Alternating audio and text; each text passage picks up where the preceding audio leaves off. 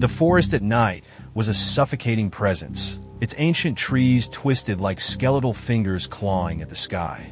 Their roots snaked over the ground, tripping unwary steps, while shadows moved with a life of their own.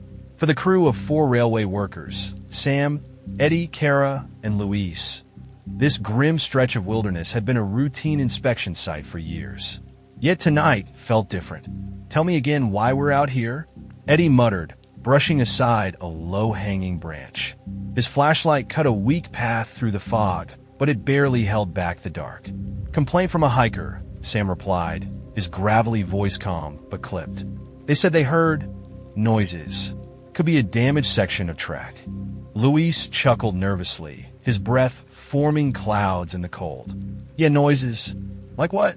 Ghost trains?" Kara shivered, pulling her jacket tighter around her. "You joke, but my grandmother used to talk about something like that. An old train that took people away. Forever." "Nice bedtime story, Kara," Eddie snapped. "Really sets the mood." As they rounded a bend, Luis stopped dead in his tracks. "Hey, what's that?" The beam of his flashlight fell on something massive and alien in the underbrush. It was a train car, or what used to be one. The steel was mottled with rust, its paint faded to a sickly greenish black. Vines and moss clung to its sides like nature was trying to reclaim it. The windows were fogged, revealing shadowy outlines of something, or someone inside. "That shouldn't be here," Sam murmured, stepping closer despite the weight of unease settling over them. Kara's flashlight swept over the lettering on the side of the train. Nocturne Line 1903. The words shimmered faintly, as if the paint was still wet. "This thing is ancient," Luis whispered. "How is it still standing?" Sam ignored him and climbed the short metal steps to the door. He tested the handle, and with a reluctant groan, the door creaked open. Inside, the air was thick and stale, heavy with the scent of mildew and something faintly metallic. The group hesitated at the threshold until Sam motioned them forward. Inside, the train was frozen in time. Luggage sat forgotten on the overhead racks. A coat lay draped across one of the plush seats, and cups of tea sat on the tables, their surfaces scummed over with mold. The scene was eerily domestic, as if the passengers had simply vanished mid-journey. "Check this out," Kara whispered, holding up a photograph. It was an old black and white portrait of a man in his 30s, wearing a neatly pressed suit and an expression of stoic confidence. Eddie snatched it from her, his brow furrowing. "Wait, this is my grandfather. I mean, it looks like him, but he never said anything about a train like this." Before anyone could respond, the doors slammed shut with a deafening crash, and the floor beneath them began to vibrate. The hiss of pressurized steam filled the air, followed by the rhythmic clanking of gears coming to life. "The hell is happening?" Luis shouted, pounding on the sealed door. His voice was drowned out as the train's whistle pierced the night, long and mournful, like the cry of a wounded beast. The train lurched forward, and the workers stumbled as it began to pick up speed. Through the fogged windows, the forest blurred into streaks of green and black, and a terrible realization settled over them. This train wasn't on any track they knew, and it wasn't stopping. The train rattled and swayed as it surged forward, its ancient mechanisms grinding with unnatural force. Through the windows, the once familiar forest was replaced by an endless expanse of swirling shadows. The crew huddled in the dimly lit carriage, their flashlights casting nervous beams over the eerie stillness. Kara broke the silence. "What is this thing running on?" "There's no engine crew, no coal, no," she trailed off, her words swallowed by the oppressive atmosphere. Luis pressed his ear to the door leading to the next carriage. "I don't hear anything," he whispered, but his voice cracked with unease. "No wind, no tracks, nothing." "It doesn't matter," Sam said firmly, though his eyes betrayed his own doubts. "We need to figure out how to stop it, or at least get off." Eddie, still clutching the photo of his grandfather, shook his head. "And go where? We don't even know where we are. For all we know, this thing could be flying." As if in response, the train began to slow. The screech of brakes reverberated through the car, sending vibrations up their spines. The workers exchanged uneasy glances as the train rolled to a stop with a final hiss of steam. The lights flickered, casting jittery shadows on the walls. Outside, the dense fog had cleared, revealing an unfamiliar landscape. Through the grimy windows, they saw a platform stretching into the darkness, lit by flickering gas lamps. Above it, a warped wooden sign swung in the stagnant air, bearing a name none of them recognized: Station of Remorse. Luis swallowed hard. What the hell kind of name is that? No idea, Kara said, inching toward the door. But we're not going to find answers sitting here. Sam hesitated, then nodded. Stay close. No wandering off. The doors groaned open, and an icy wind swept in, carrying with it a faint metallic tang. One by one, they stepped onto the platform. The wood creaked under their boots, as though it hadn't borne weight in decades. The lamps cast long, wavering shadows that seemed to flicker like living things. Eddie pointed toward the end of the platform. What's that? A pile of suitcases and duffel bags lay scattered near a rotted bench, their colors faded and their tags worn blank. Kara crouched by one and carefully unzipped it. Inside were clothes, outdated, dusty, but perfectly preserved. She pulled out a child's teddy bear, its button eyes staring lifelessly at her. It's like someone just left these here, she said softly, her voice tinged with growing dread. No, Eddie murmured. It's like they never came back. Luis wandered toward the edge of the platform, staring into the inky void beyond. Do you hear that? He asked, his voice barely audible. They all fell silent. At first there was nothing. Then, faint and distant, came the sound of sobbing. It was high-pitched, childlike, and echoed unnaturally through the stillness. Where's that coming from? Luis whispered, stepping closer to the edge. Luis, don't, Sam started, but it was too late. The platform beneath Luis's feet gave way with a sickening crack, and he tumbled out of sight. Luis, Kara screamed, running toward the broken boards. The others followed, their flashlights slicing through the darkness. Below the platform was a swirling abyss, blacker than the night itself. Luis clung to a jagged beam, his knuckles white as he tried to pull himself up. I can't, he gasped, his fingers slipping. Something's pulling me. Before they could react, a long, skeletal hand reached out of the abyss and wrapped around Luis's leg. It was impossibly thin, its translucent skin stretched tight over jagged bones.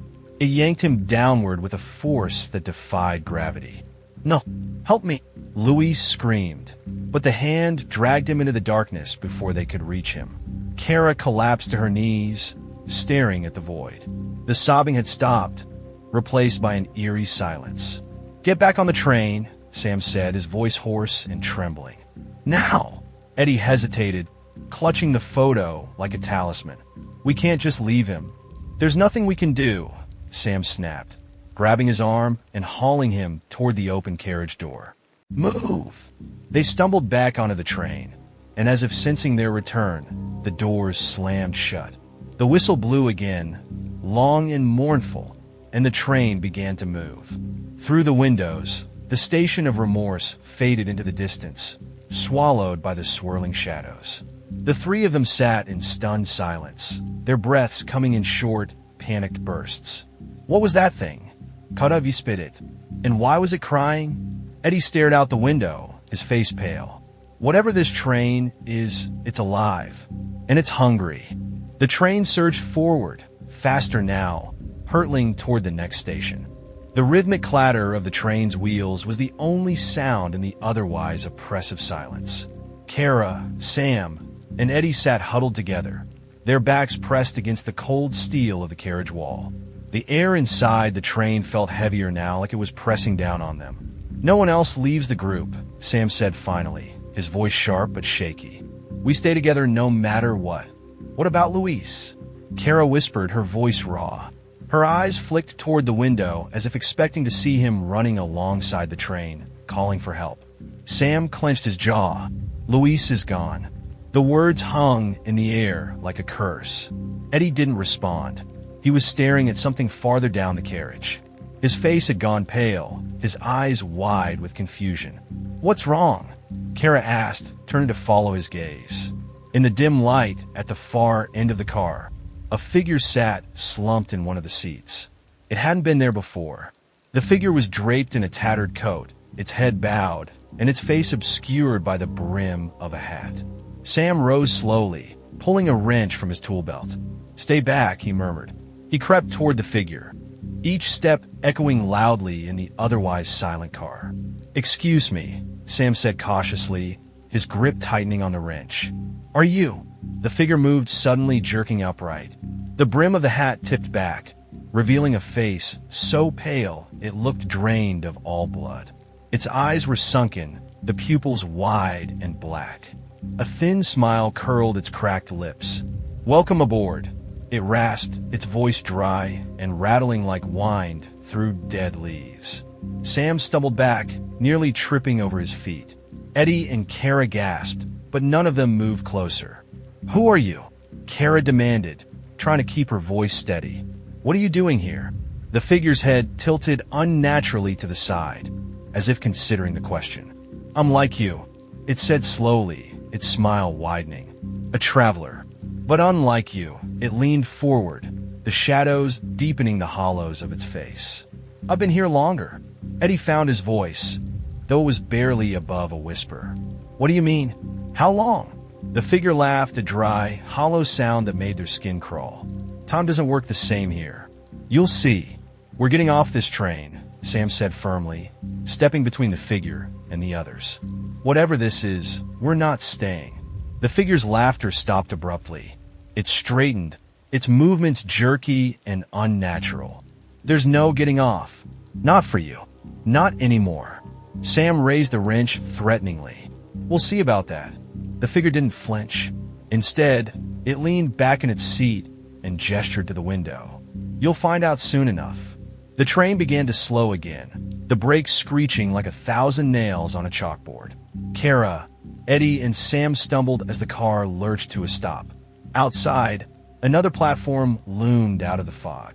This one was darker, the gas lamps sputtering weakly as though struggling to stay alight. The wooden sign overhead read, "Station of Echoes."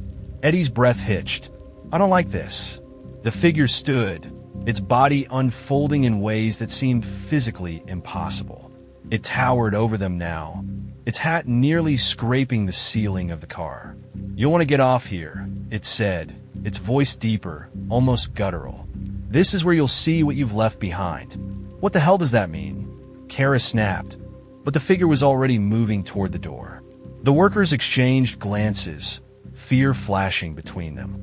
But when the doors creaked open, the figure stepped off without hesitation, vanishing into the mist. "We're not going out there," Eddie said, his voice quivering. "No way." "We have to," Sam said, though he looked as unsure as the rest. "We have to figure out what's happening." Before they could argue further, a sound drifted in from the platform, a soft, whispering chorus. It grew louder, resolving into voices that were disturbingly familiar. "Cut up." Her name floated through the air like a taunt. Her head snapped toward the sound, her face pale. "Some? Eddie." The voices grew louder, each syllable heavy with accusation and sorrow. Kara gripped Sam's arm. "Those voices, they sound like people we know," Eddie finished, his face ashen. The whispers intensified, growing into a cacophony that seemed to press against the walls of the train. Outside, indistinct figures began to take shape in the fog, their outlines shimmering like mirages. "I don't think we're meant to get off here," Kara said, backing away from the door. Sam hesitated, then nodded. "Close the doors. We're staying put." But before they could act, the fog surged forward, spilling into the car like a living thing. The voices grew deafening, and the figures stepped into the carriage, their faces distorted and wrong, but heartbreakingly familiar. "Mom!" Kara whispered, frozen in place. "Is that?" One of the figures stepped toward her, its arms outstretched.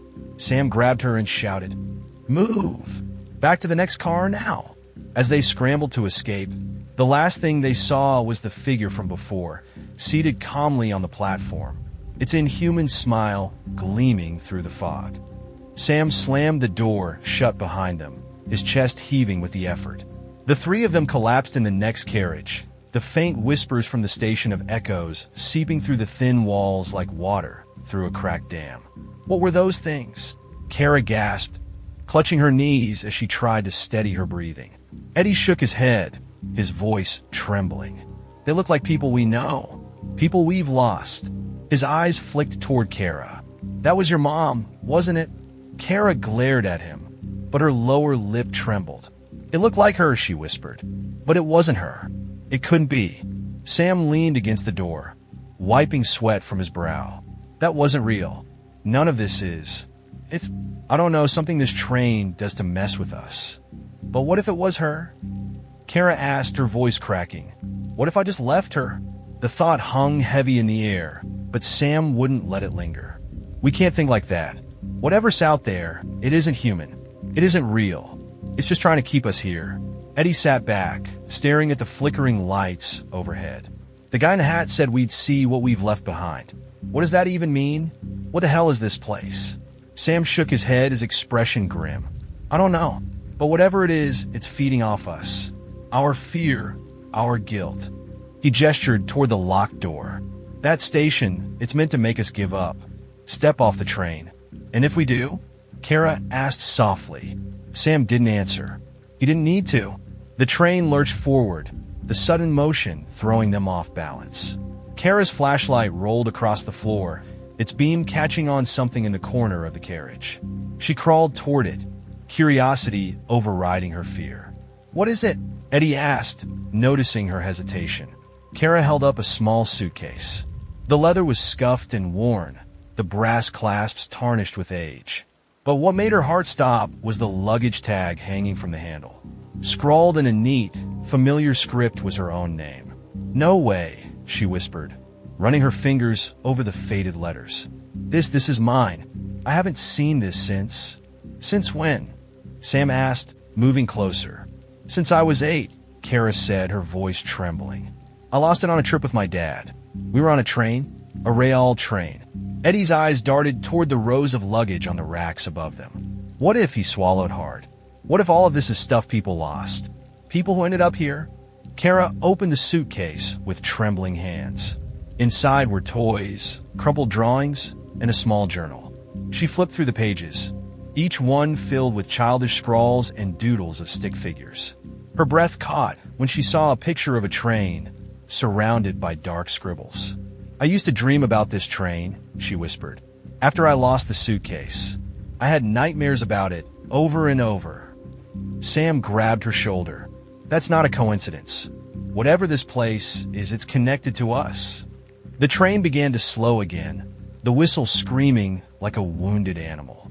Through the windows, the fog parted to reveal another platform, this one barely illuminated by a single flickering bulb. The sign above the station read, Crossroads of Regret. No, Sam said firmly, backing away from the door. We're not getting off this time, no matter what. But as the train screeched to a halt, the air grew heavy with a new sound. Footsteps. They were slow and deliberate, echoing through the car like the ticking of a clock.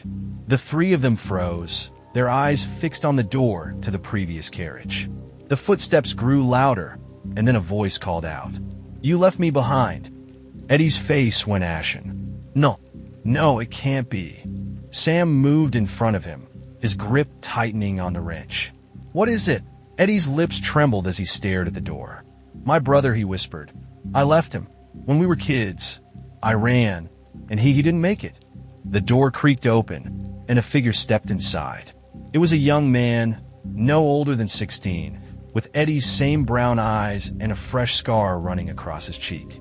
His clothes were torn, his hands bloodied. You promised you wouldn't leave me, the boy said, his voice shaking. You promised. I didn't mean to, Eddie cried, backing away. I didn't know. I was just a kid. The boy stepped closer, his eyes gleaming with something that wasn't entirely human. You ran. You saved yourself. Sam grabbed Eddie, pulling him toward the rear of the car. Run. Now. The three of them bolted into the next carriage as the boy lunged forward, his mouth twisting into an inhuman snarl. The door slammed shut behind them. but the pounding on the other side was relentless. Is it real? Kara panted, tears streaming down her face. Was that really his brother? Sam shook his head. It doesn't matter. Real or not, it's trying to keep us here. And we can't let it. The train jolted forward again, speeding into the darkness. The pounding stopped, and the three of them sat in silence, their breaths ragged and their nerves frayed. We can't keep running, Eddie said finally, his voice barely audible. Whatever's controlling this train, we need to find it. And we need to stop it. Sam nodded, his jaw tightening. Then we push forward, until we find answers. The lights flickered, and the train plunged into total darkness. The train plunged into darkness, so complete it felt like a physical weight pressing against them. Their flashlights flickered, struggling to hold back the void. Sam's voice cut through the stillness, sharp and commanding. Stick together. No splitting up.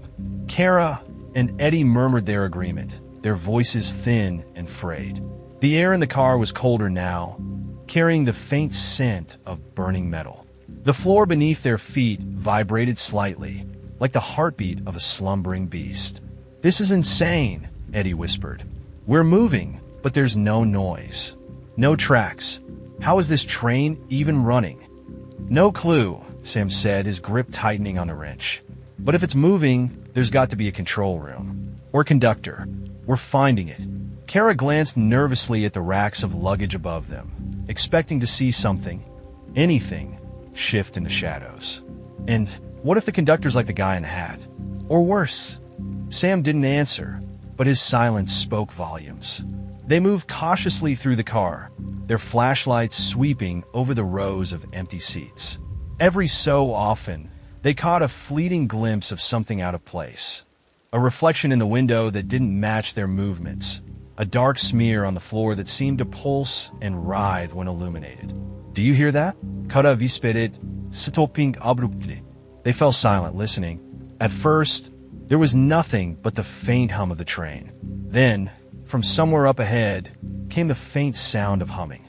A deep, guttural tune that rose and fell like the grinding of rusted gears. Sam motioned for them to follow, and they crept toward the source of the sound. The next door creaked open with agonizing slowness, revealing a narrow corridor bathed in flickering red light. The humming grew louder, accompanied by the rhythmic clanking of metal on metal. This feels wrong, Eddie said, his voice trembling. We should turn back. And do what? Sam sniffed. Wait for the train to eat us alive? We keep going. They pressed forward, the red light casting unsettling shadows on the walls. The corridor ended at another door, this one marked with a faded plaque, conductor's cabin. The humming was louder now, so loud it vibrated in their chests. Sam reached for the handle, but hesitated. He glanced back at the others. Ready? Kara nodded, though her face was pale.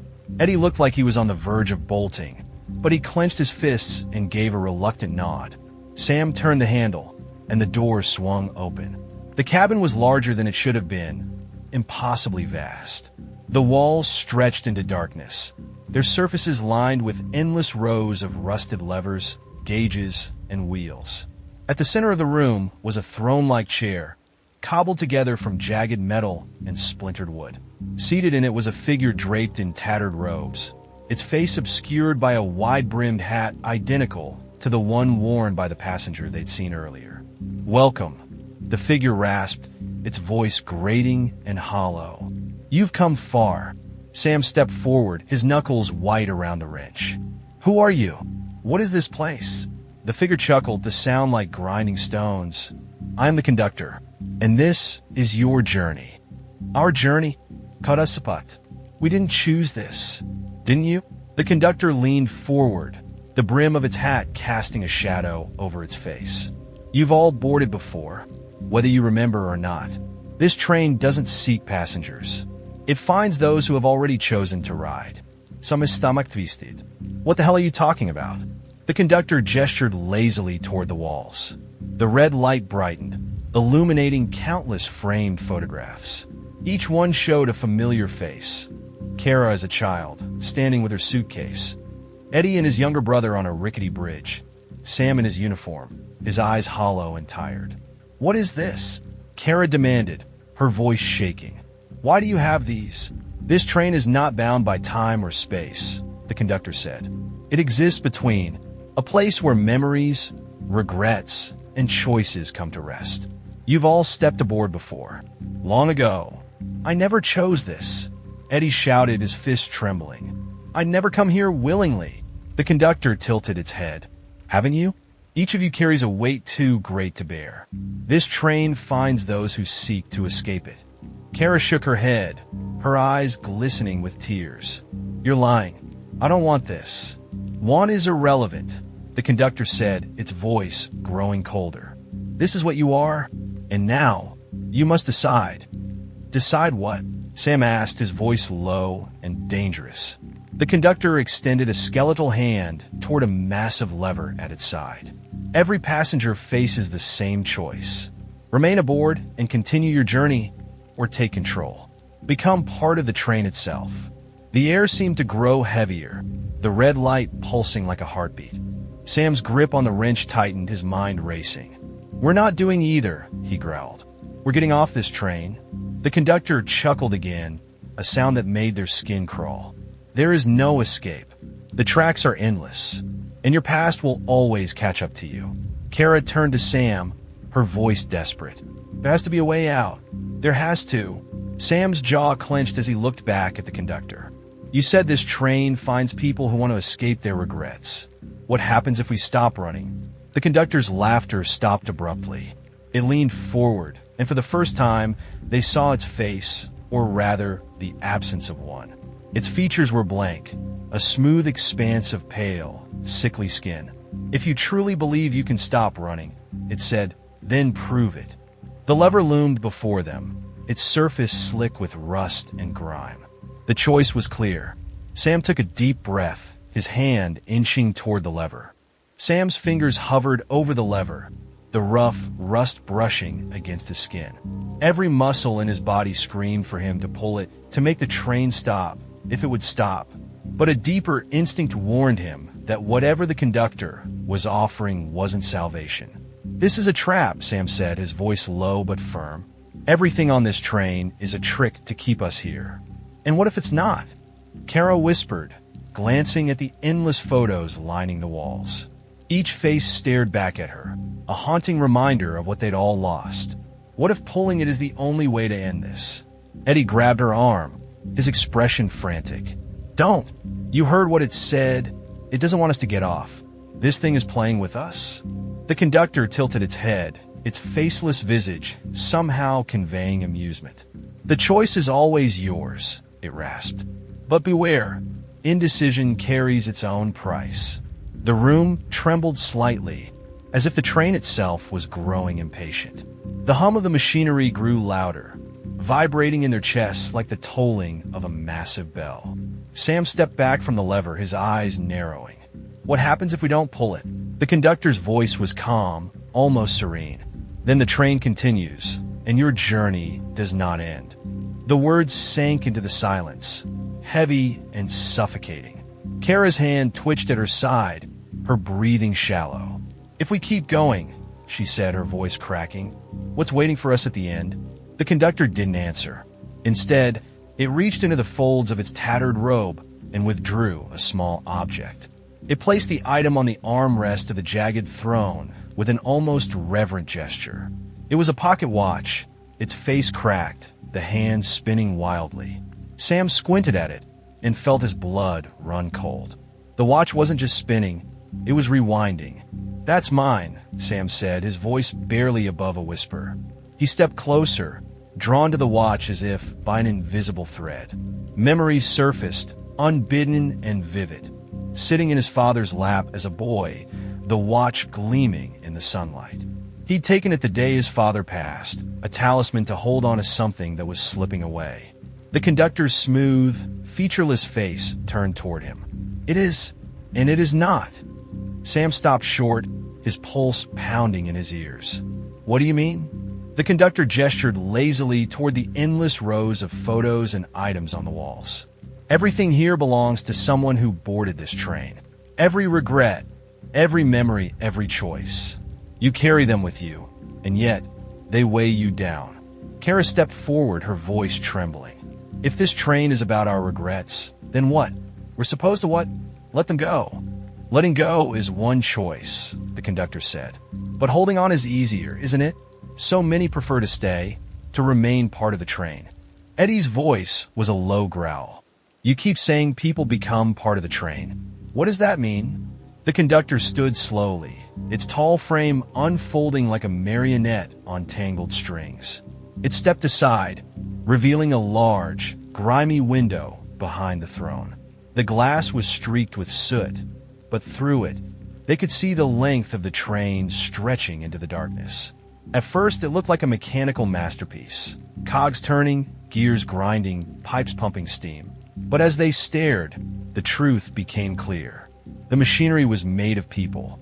Arms jutted from gears, legs twisted into pistons, faces stretched across rusted plates like warped reflections. Karagak, koverin karmaut. Eddie stumbled back, his flashlight clattering to the floor. What the hell is this? They remain, the conductor said simply, bound to the train, feeding it, fueling it. Sam's voice was a low snarl. Not us. We're not staying. The conductor didn't move, its blank face unreadable. Then what will you do, Samuel? Run? Pull the lever and take control?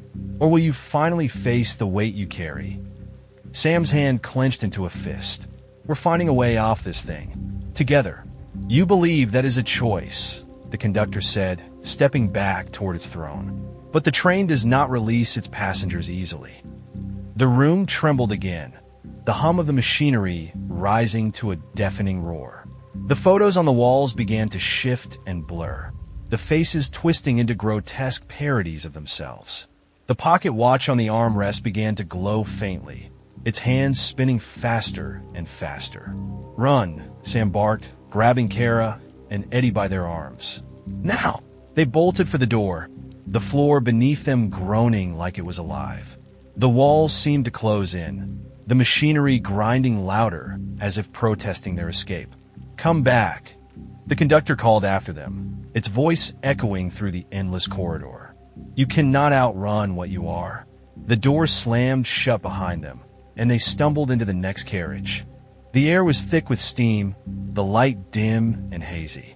Sam leaned against the wall, his breath coming in ragged gasps. That thing, it's playing with us, Kara said, her voice trembling. It doesn't want us to leave, but it doesn't want us to stay either. What do we do? Sam glanced back toward the sealed door, his jaw tightening. We keep going. If there's a way to stop this train, we're going to find it. The train surged forward with a violent jolt, throwing them off their feet. In the distance, the faint echo of the conductor's laughter followed them like a shadow.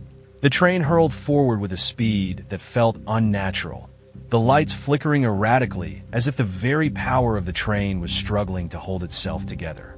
The trio staggered into the next carriage, their breaths coming in ragged gasps. The air here was different, dense and oppressive, charged with a static that made the hairs on their arms stand on end. The walls of this carriage were lined with mirrors, each one tall and narrow, their frames ornate and tarnished with age. The mirrors reflected not only their tired, pale faces but distorted shadows that didn't match their movements. What is this? Kara asked, her voice barely above a whisper. Sam scanned the room warily, the wrench clutched tightly in his hand. Another trick. Keep moving. Don't look too long. Eddie, however, was already transfixed by his reflection. Wait, this isn't right. He moved closer to one of the mirrors, his face growing pale. That's me, but not me. Kara and Sam turned to see what he was talking about. In the mirror, Eddie stood in a darkened room, his younger self kneeling beside a boy. The boy's face was obscured, but Eddie's reflection wore an expression of terror. No, Eddie whispered, shaking his head. I didn't, this isn't. The mirror began to ripple like water, the scene coming alive. The boy on the ground clutched his chest, gasping for breath, while Eddie's reflection stood frozen, tears streaming down his face. Help me, the boy wheezed. Please, Eddie. Stop, Eddie begged, stepping back. Stop it. I couldn't. The mirror shattered with a deafening crack, shards raining onto the floor, but disappearing before they landed. Eddie collapsed to his knees, shaking violently. Kara grabbed his shoulder. Eddie, it's not real. It's this place messing with us. Look at me, not the mirrors. But her voice faltered as she caught sight of another mirror. This one held her own reflection, but she wasn't alone. Her mother stood beside her, pale and gaunt, her once warm eyes sunken and accusing. You left me, Kara, the reflection said. You could have helped. You could have stayed. Why didn't you stay? Kara ste geret bakir tivs bulurink her vision. No, I didn't know. I didn't know you were sick. You didn't want to know, her mother's reflection hissed, her voice growing shrill. You were too busy running away. Kara, Sam barked, grabbing her arm and yanking her away from the mirror. Don't listen to it. None of this is real. Kara tore her gaze from the mirror, her chest heaving as sobs racked her body. It felt real, she whispered, clutching Sam's sleeve. It felt so real. It's what this place does, Sam said, his voice firm but strained. It shows you your worst moments, your regrets, but it's not real. It's just trying to break us. They turned to him, their faces pale and haunted, as he gestured to the length of the carriage. We need to get out of here. Now! They began to move, careful not to look at the mirrors. But as they neared the end of the carriage, Sam caught a glimpse of his own reflection out of the corner of his eye. He froze. Sam, don't, Kara warned, but it was too late. In the mirror, Sam stood alone in his patrol uniform. His face was older, more haggard, and his eyes were filled with a hollow regret. Beside him lay a man, bleeding out on the pavement, his hand outstretched towards Sam. A voice drifted from the reflection, soft but clear. You didn't save me, Sam. You could have, but you didn't. Sam's reflection sank to its knees, his hands trembling as they pressed against the wound. I tried, he whispered. I tried to save you. But you didn't, the voice replied, colder now. You let me die. The mirror rippled violently, and Sam felt a sharp pull in his chest, like something was trying to drag him into the glass. Kara grabbed his arm, yanking him back just as the mirror cracked and splintered. Move, she screamed. They ran for the far door, their footsteps echoing in the endless silence. The mirrors began to crack one by one as they passed, releasing whispers that clawed at their ears. Why did you leave? Why didn't you help? You knew what you were doing. The door slammed shut behind them as they stumbled into the next carriage, gasping for air. This one was mercifully plain, lined with rows of empty seats. The oppressive weight of the mirrors was gone, but their effects lingered. We can't keep doing this, Kara said, her voice raw. It's tearing us apart. Sam leaned against the seat, his head bowed. We have to. If we stop, it wins. Whatever this thing is, it wants us to give in. Eddie sat down hard, his hands covering his face. What if we already have? What if this is it? We're stuck here forever. We're not, Sam said firmly, though his voice trembled. We'll find a way out. We have to. Kara glanced toward the window, her eyes narrowing. Look, outside, the darkness had changed. The train was hurtling through a vast expanse of stars, the black void broken by countless pinpoints of light. It was beautiful and terrifying, a reminder of how far they were from anything familiar. What is this place? Eddie whispered, staring out at the endless abyss. Kara shook her head. I don't know, but wherever it is, it's alive, and it's watching us. The train surged forward, the stars outside swirling into streaks of light. Ahead, the faint outline of another station began to take shape. The train slowed again, the shriek of brakes reverberating through the carriage like a wounded animal. Outside, the streaks of stars condensed into a solid, ethereal platform suspended in the void. It seemed to shimmer as though it wasn't entirely real. Floating lanterns cast a ghostly glow, their flames swaying in an unseen wind. Above the platform, a sign swayed back and forth, its words etched in flickering light. Station of choices. What now? Eddie muttered, gripping the edge of his seat. His knuckles were white, his face drawn and pale. What's it going to show us this time? Kara glanced toward the door, her expression guarded. We don't have to get off. We've stayed on the train at every other stop. Maybe we should just keep going. Maybe it wants us to get off, Sam said quietly, standing and gripping the door handle. His eyes flicked toward the shimmering platform. And maybe this is where we find the answers. Eddie's voice rose, tinged with panic. Or maybe it's a trap.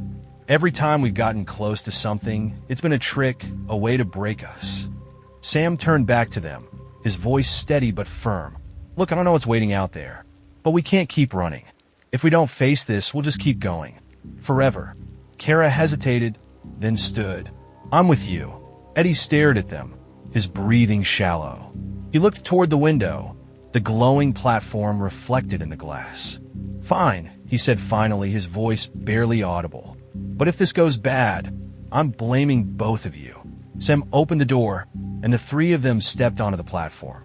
The air outside was cool and still, carrying a faint metallic tang that reminded them of blood. The platform beneath their feet felt solid, but its surface rippled faintly like the surface of a lake. At the far end of the platform stood 3 doors, each identical in size and shape, but marked with different symbols.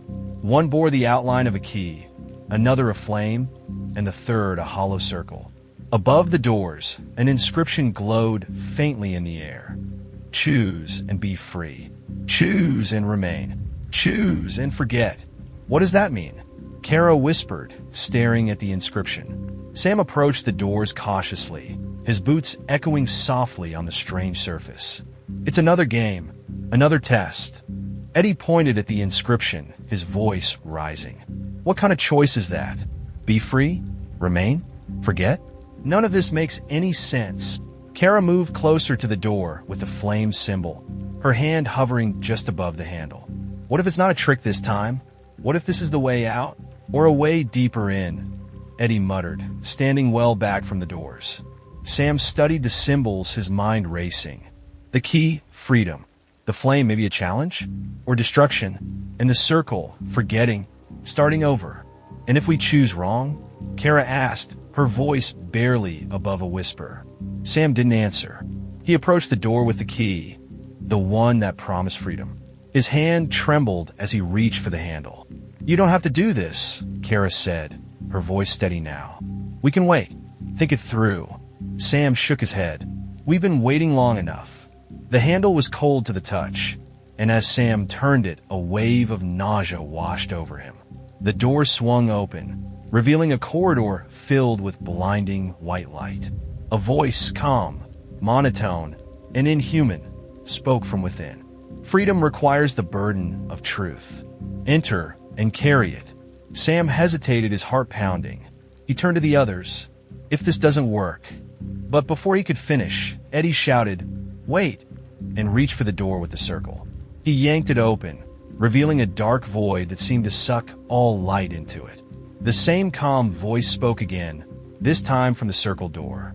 To forget is to surrender what you are. Enter and be unmade. Eddie froze, staring into the void. His face was pale, his eyes wide with terror. Well, what does that mean? Kara turned to the flame door, her jaw tightening. We can't know unless we try. She opened the flame door, and heat radiated out like a furnace blast. Beyond the threshold, fire consumed a narrow path that led into darkness. The voice spoke one final time. To burn is to face your pain. Enter and endure it. The 3 of them stood frozen, the doors yawning open before them, each one promising something they couldn't fully understand. The platform began to tremble, the edges dissolving into the starry void. We have to choose, Sam said, his voice firm. Staying here isn't an option. I can't, Eddie whispered, stepping back. What if it's all a lie? What if none of these doors lead anywhere? We're already nowhere, Sam said, turning back to the white light of the key door. I'll take the truth. I'd rather know than keep running. Kara looked toward the flames, her hand tightening into a fist. If it means facing my regrets, fine. I'll endure it. Eddie shook his head, tears streaming down his face. I can't. I just want to forget. Forget all of it.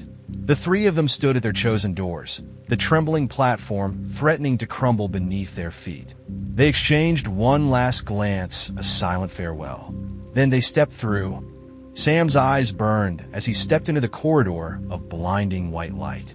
The door shut behind him with a final, echoing click, and the platform, the train, and his companions disappeared. The air here was sterile and heavy, carrying the faint scent of ozone. His footsteps echoed on the smooth, seamless floor, though he couldn't see what lay ahead or behind. Freedom requires the burden of truth, the calm voice repeated, resonating within the endless white expanse. What truth? Sam called out, his voice swallowed by the space around him. What am I supposed to find here? The light dimmed slightly, and shapes began to take form in the distance. At first, they were blurry like figures moving behind frosted glass. As he drew closer, the shapes sharpened into scenes, memories, vivid and unavoidable. The first memory hit like a punch to the gut. He saw himself in his patrol car, parked under a streetlight on a deserted road. A call crackled through the radio, a report of a stranded driver needing assistance. But Sam had ignored it, too exhausted to care after a double shift. He watched as the scene played out, his younger self reclining in the seat, eyes heavy with sleep.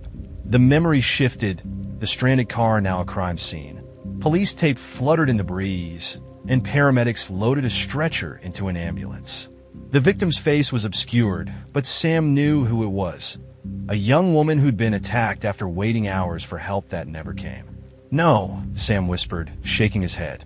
I didn't know.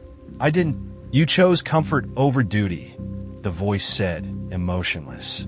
And someone paid the price. The memory dissolved, replaced by another. This time, Sam stood in the doorway of his home, arguing with a woman, his wife. She clutched a suitcase, her face streaked with tears. You're never here, she shouted. You care more about your job than your family. Sam watched as his past self shouted back, his voice full of anger and frustration. You think this job is easy? You think I have a choice? The memory faded to black, leaving only the sound of a door slamming and a child crying softly in the background. Sam sank to his knees, his chest tight. I didn't mean to hurt them. I thought I was doing the right thing. Every choice has a cost, the voice replied.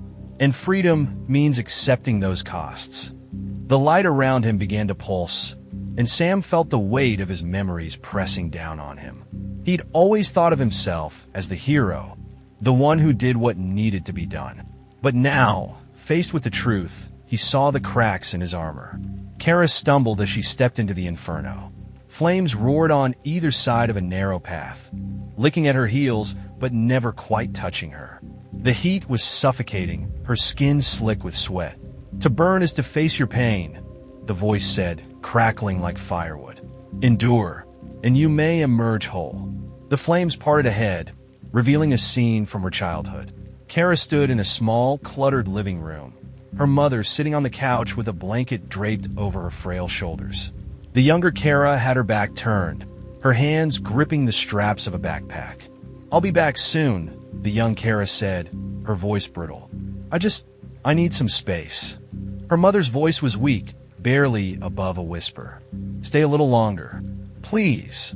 But the younger Kara didn't turn around. She opened the door and walked out, leaving her mother alone. The scene shifted, the living room now empty. The couch was bare, the blanket folded neatly. Kara's heart ached as she realized what this moment represented. The last time she'd seen her mother alive. I didn't know, Kara whispered, tears streaming down her face. I didn't know she didn't have more time. You feared the weight of her sickness, the voice replied. You ran because you didn't want to face it, and you've been running ever since. The flames surged higher, forming walls on either side of her. The heat intensified, blistering her resolve. I can't do this, Kara cried, clutching her head. It's too much. You must endure, the voice insisted, or you will be consumed. Eddie stepped into the void, the darkness swallowing him whole. He expected fear, but instead there was nothing. No sound, no sensation. Just emptiness. To forget is to surrender what you are, the voice said, soft and distant. Enter. and be unmade. Eddie opened his mouth to reply, but no words came out. His thoughts felt sluggish, like they were slipping through his fingers. Images of his brother flashed in his mind, running through a park, laughing, playing games. Then the accident, the bridge, the water. No, Eddie whispered, clutching his head. I don't want to see this. But the memories were relentless. His brother's screams echoed in his mind, followed by the silence of the river. The guilt was a heavy chain, dragging him down. Let it go, the voice said, soothing now. Let yourself go. The memories began to dissolve, unraveling like threads in the void. Eddie felt himself fading with them, his edges blurring. For a moment, the weight of his pain began to lift. But with it went everything else, his name, his identity, his very existence. No, he shouted, clawing at the darkness. I don't want to forget. I can't. The void pushed back, its pull growing stronger. Choose. Remain and suffer, or be free of it all. Eddie screamed, a sound that echoed into eternity. The three of them faced their trials alone, each grappling with the weight of their pasts. And as the train hurtled toward its final destination, the question loomed. Who would emerge on the other side? The train slowed for the final time, its momentum bleeding into an unnatural stillness. The faint sound of a whistle echoed in the distance, a haunting, mournful tone that seemed to signal both an end and a beginning. The carriages groaned as if reluctant to stop, and then the train came to a complete halt. Outside the windows, there was no station. Only a vast, endless void stretched in every direction, its surface shimmering like black glass. The door to each of the passengers' trials reopened, spilling them back into the central carriage. Sam emerged first, his shoulders hunched under the weight of what he had seen. His expression was grim, his eyes hollow.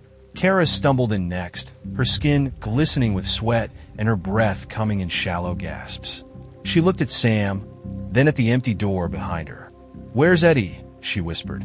Sam shook his head, his throat too tight to answer. They both turned as the door to the void cracked open, its edges glowing faintly. Eddie staggered through, his face pale and his eyes wide, as though he had seen something that had broken him in ways no words could capture. Eddie, Kara breathed, rushing to his side. Are you okay? What happened? He shook his head, his hands trembling as he clutched at the air. I almost gave it up. All of it. But I couldn't. I didn't want to disappear. Kara and Sam exchanged a look, relief tempered by exhaustion. But before they could speak, the train doors hissed open, revealing the void outside. What now? Kara asked, her voice barely a whisper. Sam stepped forward, peering into the darkness. The edge of the platform was gone, replaced by a single shimmering path that stretched out into the abyss. Floating lanterns lined the path, their flickering light illuminating the way forward. It's not over, Sam said, his voice firm despite the weight of his own doubts. We have to keep moving. Moving where? Eddie asked, his voice tinged with panic. We don't even know what's out there. We know what's behind us, Kara said, glancing back toward the doors they'd each emerged from. The glow from their trials was gone, replaced by shadows that seemed to pulse with a malevolent energy. And we can't stay here. Sam nodded, stepping onto the shimmering path. It was solid beneath his boots, though it rippled faintly with each step. Kara followed, her gaze darting between the lanterns and the endless void beyond. Eddie hesitated, but with a deep breath, he joined them. The path stretched on for what felt like an eternity. The lanterns grew dimmer as they walked, their flickering light barely holding the darkness at bay. The silence was oppressive, broken only by the soft sound of their footsteps. Finally, they reached the end of the path, where a single, massive door stood waiting. Its surface was carved with intricate patterns that seemed to shift and move like living metal. Above the door, a single inscription glowed faintly. For those who face their truth, the way forward is yours.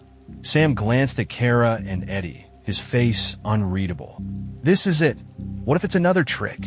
Eddie asked, his voice trembling. Kara stepped forward, placing a hand on the door. What if it's not? The door swung open silently, revealing a blinding white light. It was warm and inviting, yet impossible to see through. Sam took a deep breath, then stepped inside. Kara followed, her movements hesitant but resolute. Eddie lingered at the threshold, his fists clenched. "I'm scared," he admitted, his voice barely audible. Kara turned back, her face softening. "We all are, but we can't stay here. Not after everything." Eddie nodded slowly, then stepped through the door. The three of them awoke in a clearing, the early morning sun filtering through the trees. The air was cool and crisp, carrying the scent of damp earth. The train was gone, as if it had never been there. Sam sat up first, rubbing his temples as though shaking off a heavy dream. Kara was next, blinking against the sunlight and clutching the grass beneath her fingers as if grounding herself in reality. Eddie groaned, his body stiff as he rolled onto his side. "Is this real?" Eddie asked, his voice hoarse. "I think so," Kara replied, her eyes scanning the clearing. "But where are we?" Sam stood, his gaze sweeping the horizon. "I don't know, but we're not on that train anymore." They sat in silence for a while, each of them lost in their thoughts. The weight of their journey lingered, but there was also a strange lightness, a sense of something left behind, something resolved. "What do we do now?" Kara asked finally. Sam looked at her, then at Eddie. "We keep going," he said simply. "Wherever this leads, we face it, together." The three of them set off through the forest, the sun rising higher with each step. And though none of them spoke it aloud, they all carried the same question in their hearts. Had they truly escaped? Or had the train simply let them go? The whistle of a train echoed faintly in the distance, so soft it might have been imagined.